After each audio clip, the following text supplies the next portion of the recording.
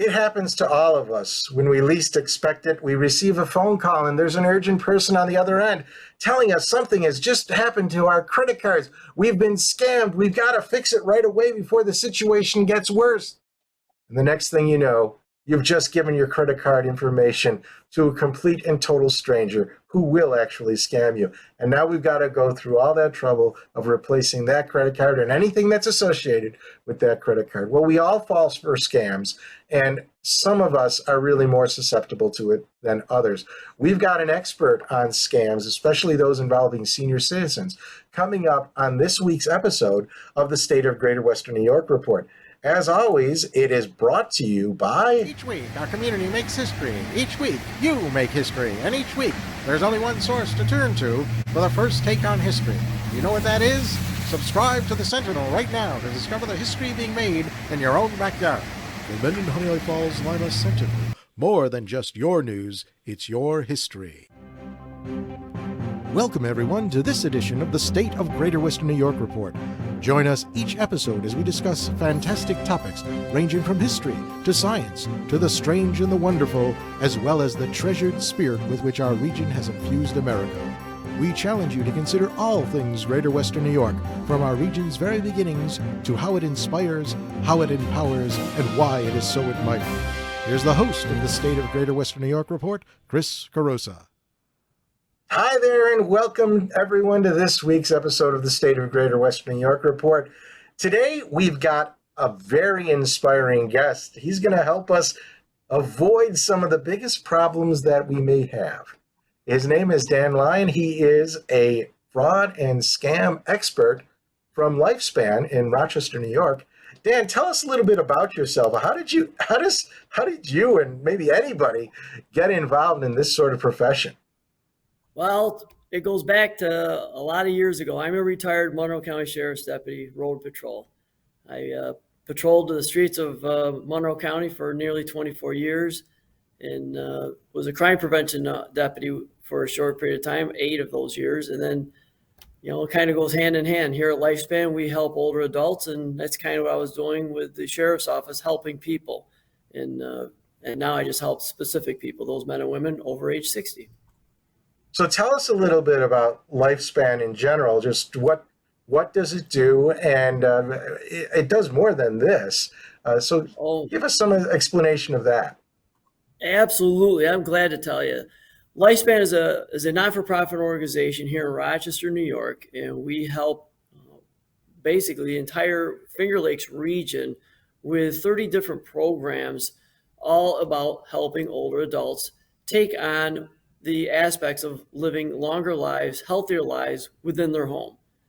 That could be from making modifications to their homes, like grab rails. It may be helping with check writing. It may even be becoming their power of attorney to keep the family members out of the middle.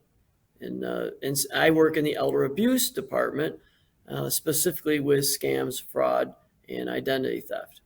So tell us in general, why, and before we get into seniors, why do people in general seem like they're very receptive to these scams? What is it about people that make them fall for these things? I tell people when I speak to them all the time that your scammers, these men and women that conduct the scams, obviously they don't live here within the United States. And I hate to use the word to describe these men and women, but they are professionals at their craft. They're good. And they're so good that they're able to craft, so to speak, a situation which would seem very believable by whatever person they're trying to target. I'll give you an example. I have a published writer that has written multiple books. They reached out to this person and said, we're going to make one of your movies a Netflix movie. And unfortunately, in order to get that ball rolling, we need some upfront monies to, start the procedures to get that book into a movie. It was all a scam. So it doesn't matter what type of background you have. These scammers figure out what type of scam will work for you. based upon your situation. So it's all about them taking advantage of the two pinnacles of human emotion, fear and greed, or fame. I guess fame is in there too. So three Yes, things. So fear, greed, and good and easy money or fast money, or something that we always seem to find in short supply, cash. yeah, and like we said, this applies to everybody. It doesn't matter how old you are. You're all No. susceptible to it. Now, let's focus on seniors. Why are they particularly vulnerable to this? Well, the older adult, whether it be here in Rochester, New York, or sitting anywhere here in Western New York, they have money and they have assets, and they have more assets than your new family that just got started. They're probably struggling. The older adult has assets and have money socked away, and that makes them a prime target. Your scammers know all too well that an older adult who has reached, let's say, 60 years old or even 82 years old, have money put away, and probably six figures worth of money. And that is what these scammers are targeting. So they will craft all types of scams, and it could start on social media. It could start on a phone call, may start with a text message in order to get that money out of their bank accounts and into their hands. So when you talk about scammers being, I guess, almost sort of a business, it reminds me of a podcast that I saw, actually a video, where these podcasters went undercover, sort of like investigative reporters, into India and actually exposed several of these factories that are used Yes. to fraud people. Tell us a little bit more about the business of scamming from that point of view. What do you know? Who's the experts on that from a national standpoint? And since a lot of these places are out of the country, is this something the federal government takes care of? Explain that to us. Unfortunately, our federal government has no jurisdiction, whether it be in the Middle East countries or any country that's not within the contiguous 50 states of the United States. Our FBI cannot walk into India or Pakistan or Chile down South America or Nigeria and Africa, walk into a business that's being operated as a sweatshop of cubicles scamming people. We have no business being there. So it's, to catch a suspect, actually bring a man or woman to prosecution, there's little chance of that. And our money, unfortunately, never seems to stay stateside. It is always being wire transferred, cryptocurrency, cash sent, checks sent, and it's always going overseas. That made me think of something else. To what extent can banks or financial institutions help prevent this from going on? I mean, I'm thinking, well, let's try that first. What can our financial institutions do to kind of safeguard citizens against this sort of travel or transfer? Our financial institutions in the Finger Lakes are very good at trying to recognize when a person is conducting what appears to be a transaction that is not normal. Let me give you an example. Grandma, grandpa walk into the bank. They don't normally ask to do a $10,000 or $15,000 wire transfer to a offshore location such as Manila in the Philippines. But for this particular afternoon, Grandma Jones walks in and asks for a wire transfer of specifically $14,000 to be sent to the specific address in Manila over in the Philippines. A lot of our banking institutions will do their best to, ask that person some questions to try and figure out and try to ensure that this person is making a good financial decision. Unfortunately, the scammers know this and are professionals, like I said before, and will make sure they tell Grandma Jones what excuses and what ramifications and explanations will be needed to explain to the bank personnel to throw them off the trail. So the personnel are going to be told, it's a wire transfer for my grandson. Pretty smart. So who then really has the authority to arrest these bad guys? It's got to be the local country, and our local country is even being proactive on trying to stem this tide of scamming. I'm going to give you a gentleman's name. It's a pseudo name. If you're ever looking to into this particular aspect a little bit more, Jim Browning goes undercover, kind of like what you alluded to earlier. He has, in fact, wired into the closed circuit television and security cameras within these sweatshops of these professional scammers, so to speak, to show you firsthand what these people are doing and how they're operating. Unfortunately, arrest is next to impossible. The police may be trying to help over in their countries, but are somewhat strapped at finding these locations because they are underground.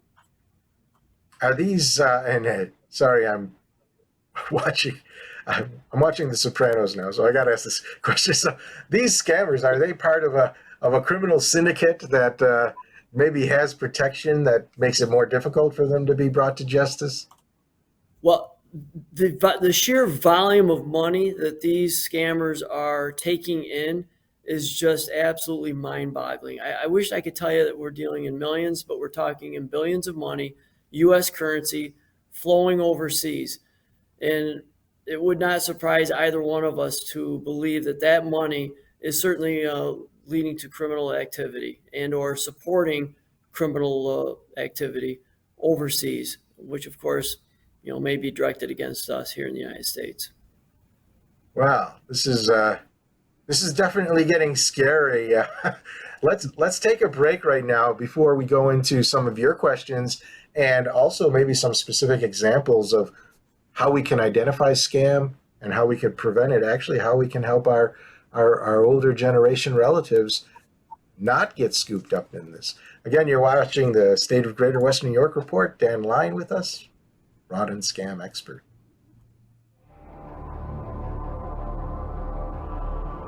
Through the mists of time, nature and man have both created and buried treasures beyond the imagination. With the ages, these riches slowly dissolve into mere myths until they are forever forgotten.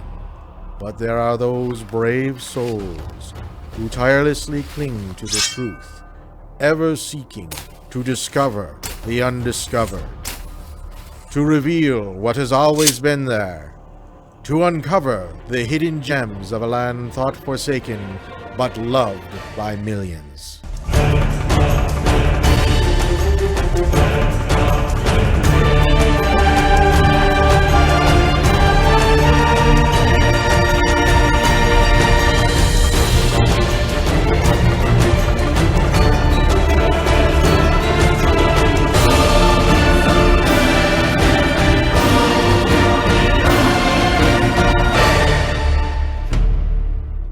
50 Hidden Gems of Greater Western New York.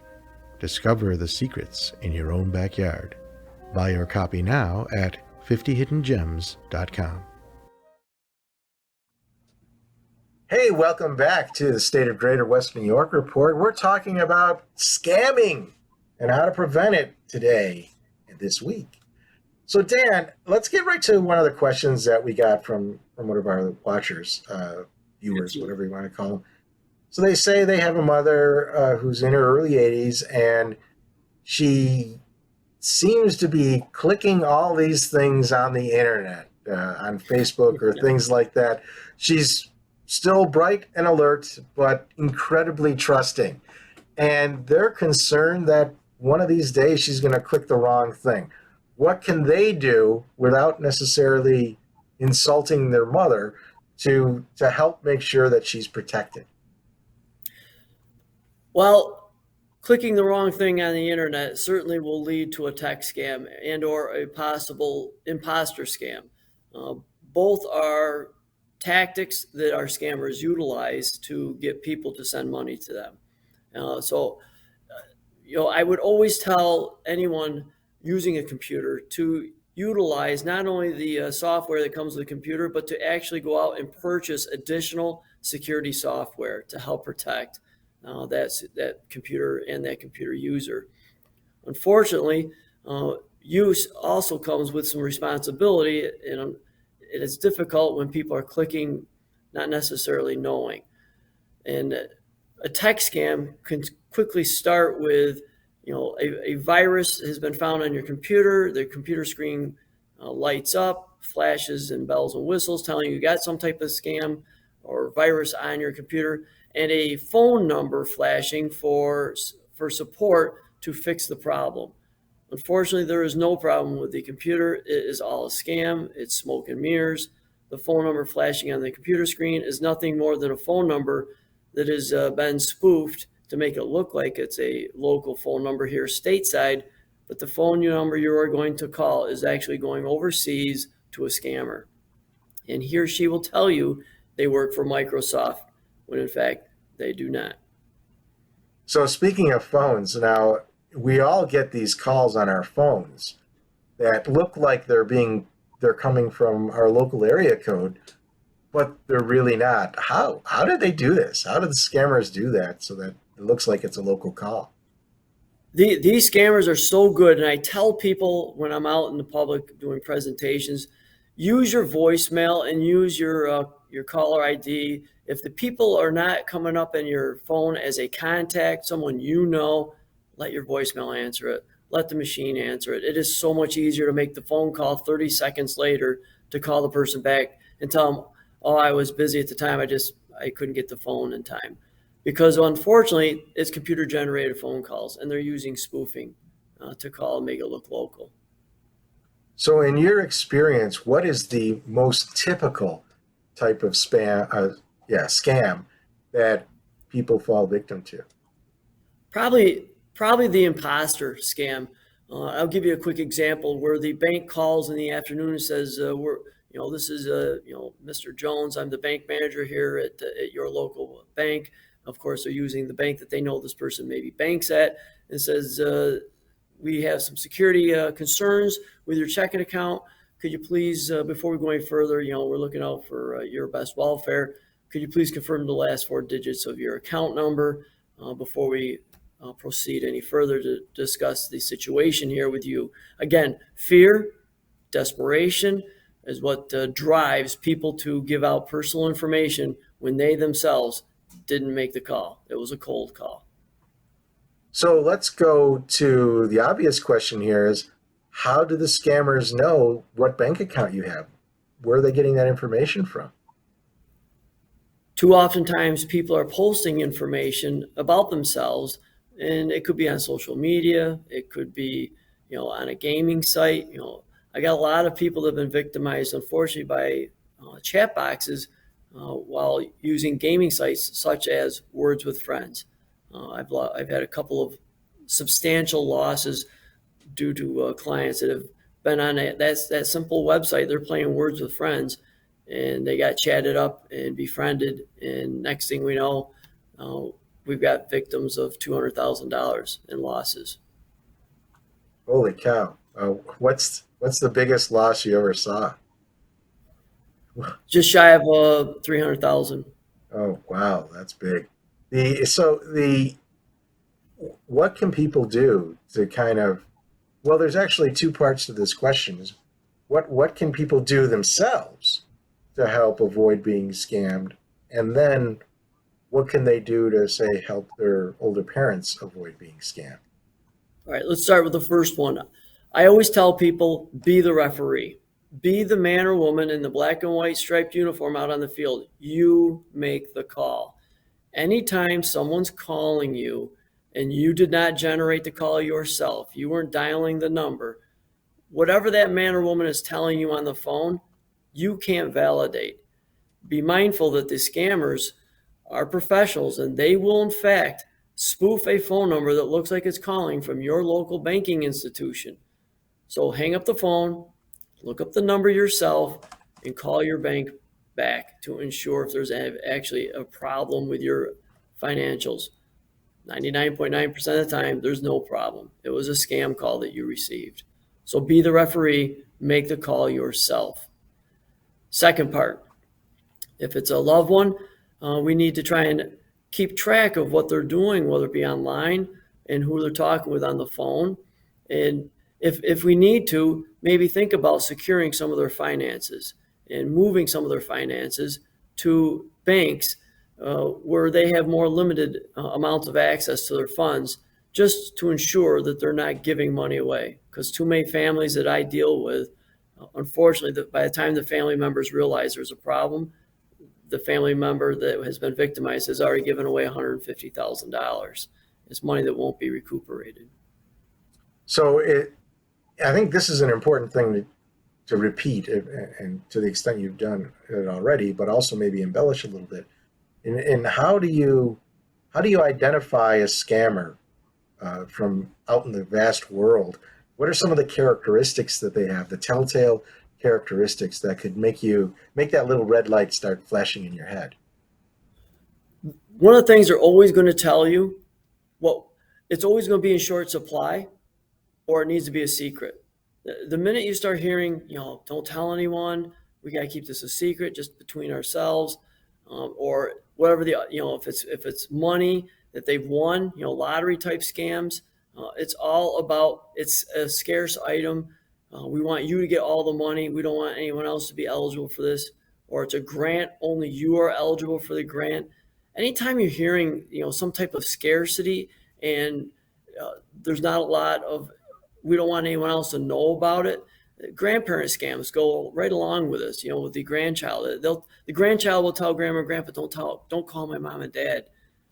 We know that's going to be a scam.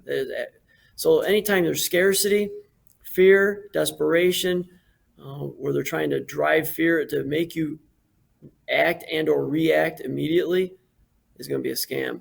And let me throw in one more thing. Gift cards are never a form of payment for any legitimate business.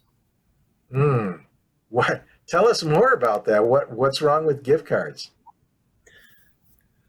Victims are often utilized to call and purchase gift cards. And these scammers will actually know their address and tell them what stores to purchase their gift cards at, and to break it up to buy multiple cards at different stores. Make sure you understand that gift cards are only for those loved ones like nieces and nephews and grandchildren. There never should be any type of gift cards purchased for a form of payment. Example, someone's being scammed and they're told to go out and buy $500 increment gift cards to the tune of $3,000 for a payment. And they're buying 2 cards at Target. They're going to go buy 2 more cards at Tops. They're going to go buy 2 more cards at Wegmans for a grand total of $3,000, $500 for each card. Not a form of payment. Never will be. Okay, so just in case everyone out there is worried, it's okay to receive a gift card. That's not a scam. It's being convinced to go buy some gift cards for somebody else that's not a relative. That's where Absolutely. the scam comes in. So what if you suspect you're being scammed, what do you do next? All right. Simply, one of the first things I'm going to tell people, ftc.gov, Federal Trade Commission.gov, a wonderful website full of information. And some of that you can report a fraud report on there. They do track this information. You can also utilize their website right on their homepage, how to get a free credit report. And most people don't realize, if they have not pulled a credit report on themselves in the last 6 months, I would strongly recommend they do. That's how scammers start. Sometimes they just get enough information by Google searching you to actually open up accounts within your name using your personal information. Keeping track of your credit report will certainly help alleviate some of those pitfalls and headaches of having your identity stolen. So the FTC is a great website for you.